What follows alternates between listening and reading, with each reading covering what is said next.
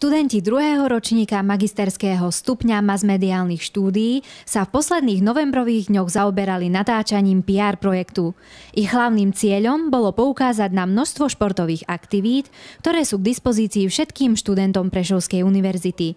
Vzhľadom na to, že informovanosť o týchto možnostiach je dosť nízka, považovali piataci za potrebu viac ich zviditeľniť. Dozvedeli sa, že jednou z najmenej využívaných športových činností je plávanie. To je najzdravší zo všetkých športov, najvýkonnejší pre študenta, pre jeho sedavý spôsob života, pre prácu pri počítači, aby si ovlážil oči, ovlážil celé telo. Práve to môžu bezplatne využívať nielen zamestnanci a študenti fakulty športu, ale tiež študenti ostatných fakult, ktorým je bazén sprístupnený minimálne 2-krát do týždňa. Beriem to ako extra pohybovú činnosť, ktorú plávanie, keďže som mal na strednej škole, tak to mám veľmi rád.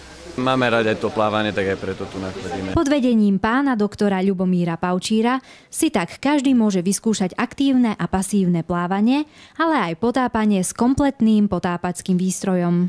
Najčastejšie študenti a radi chodia na aerobik, lebo tam len podskakujú a upotia sa. Ja by som doporučoval každému študentovi radšej navštíviť náš prešovský bazén, aby sa vedel zvlážiť, naučiť plávať, zdokonaliť techniky plavecké, a hlavne, aby sa nebal vody, ak by prišlo zlé počasie. Pre tých, ktorí by si chceli skrátiť čas medzi hodinami, je tu ešte aerobik a posilňovňa. Na svoje si príde aj mužské pokolenie, ktoré sa môže realizovať vo futbale v športovej hale našej univerzity. Vyplňam svoj voľný čas a posilňovanie ma baví celkom. Aj mi to ide, sa snažím, takže dokonalujem som seba.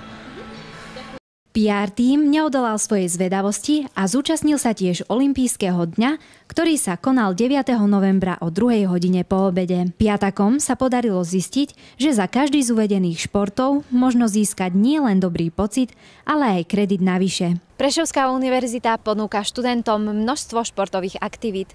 Každý si môže vybrať to, čo ho najviac zaujíma. Pre Mediálku TV, Jana Horovčáková.